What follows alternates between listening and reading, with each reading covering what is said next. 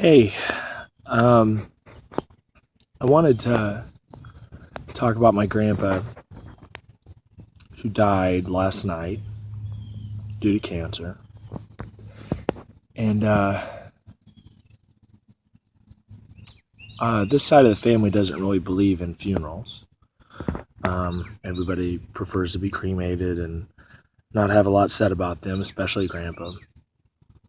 But I think it's important to say the things that you feel and to honor people if they're good people. I believe that's necessary. I believe that's what's right. Even if maybe they don't want to be recognized, I think it's right to let people know how good of a person that person was and how they affected your life. So instead of just doing a Facebook post, and I'm not trying to overshadow anybody, but this is what I do, and I feel like if we did have a funeral, I would be the one delivering the eulogy because I get a big mouth, as Grandpa would say. So I came out here, just come out to a little fishing pond here in Tennessee, kind of a nice little area, because I always felt like when Grandpa was most happy, was most calm, and was relaxed was when he was fishing, when he was working on his truck or any other vehicle, and when he was with his kids and his grandkids, especially his grandkids. Um, Here's what I do know about Grandpa. I know that Grandpa came up very hard. I know that he did not have an easy childhood. I've heard bits and pieces, and I know it was not an easy road for him. I know he served in our military. He went over to Korea, saw the world, has all kinds of interesting stories to talk about when it comes to overseas. And I know that he came back. I know at one point he was a rodeo clown. And I always wondered about that. And the last time I saw him, which was just about a few weeks ago, I asked him about it, and he told me about it, and just talking about it made him smile and made him happy. And I always thought that was interesting. I remember everybody always telling me, Grandpa was a rodeo clown, and I was always like, a rodeo clown? That's random, but it only makes sense,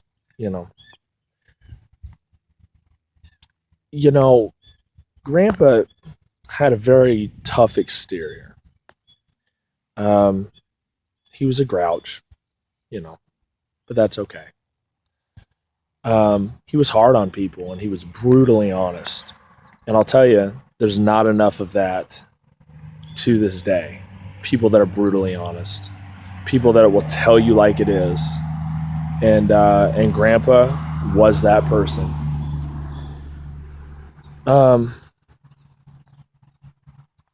I know he raised, I believe, 5 children, and he had 3 other children. And I know the children that he raised, I think at times, had a hard time dealing with the way that he was. And I think it came full circle as they got older because he always took care of them. And that's the truth. He always took care of them. No matter what was happening in their lives, how far they had hit bottom, what they had done, he was always there. Now, he may cuss you out. He may tell you like it is. He may hurt your feelings, but he's always there. And as one of his grandkids, he was always there for us. And, when we were little, he'd be kind of hard on us and, tell us to stop screwing around and tell us not to throw the pool balls on the pool table and not to drink Cokes and leave them half open all over the house. But when he told you that he loved you, you could feel that.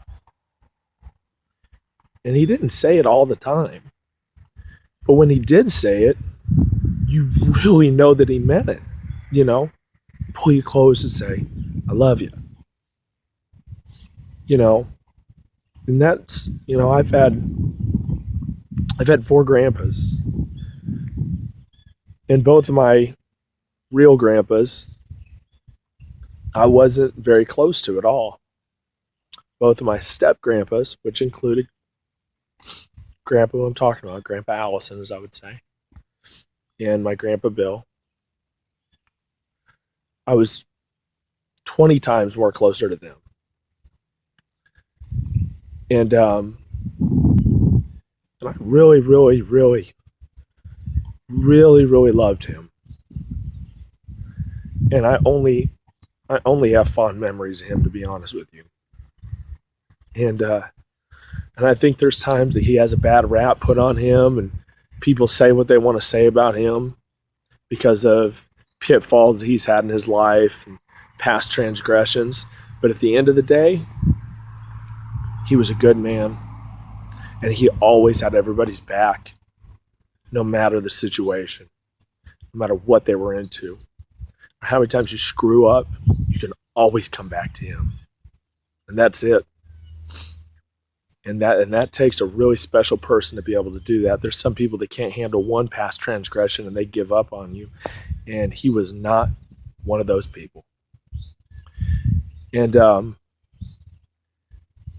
he was really proud of me. And he was proud of every one of his grandkids.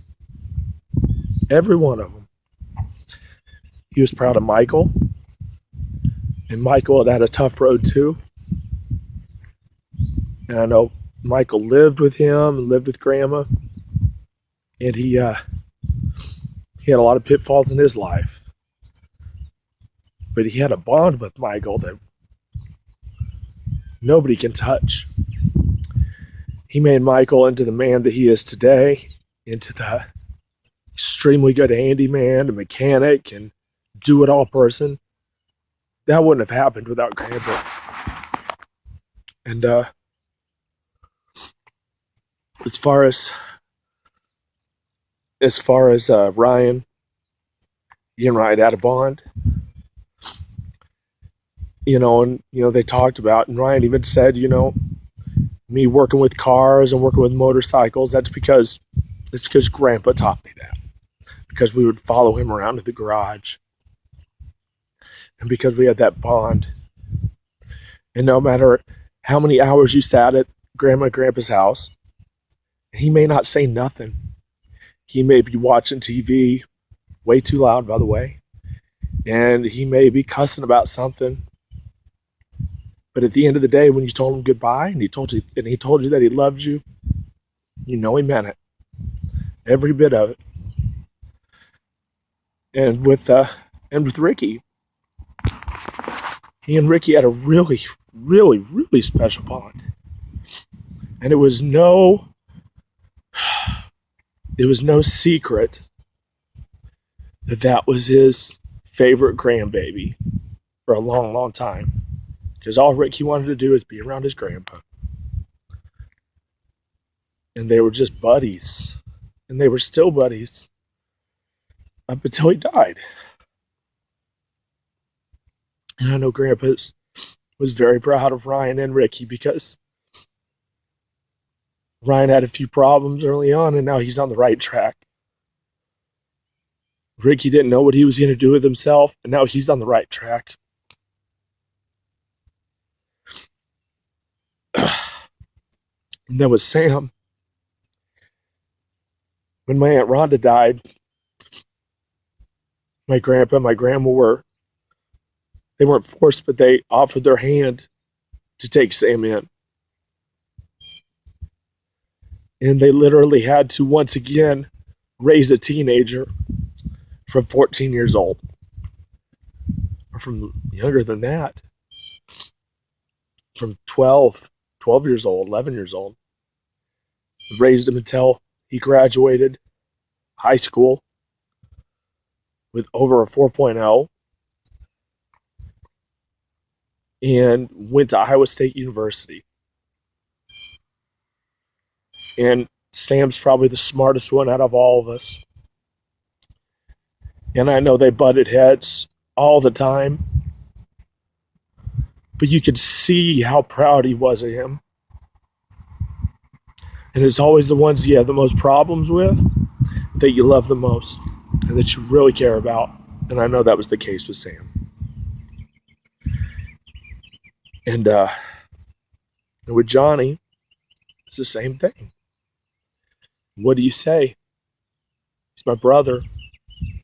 And he's he's somebody that's taken a little while to grow up, like we all did. But I know Grandpa was proud of him for everything that he did, just like he has been all of us.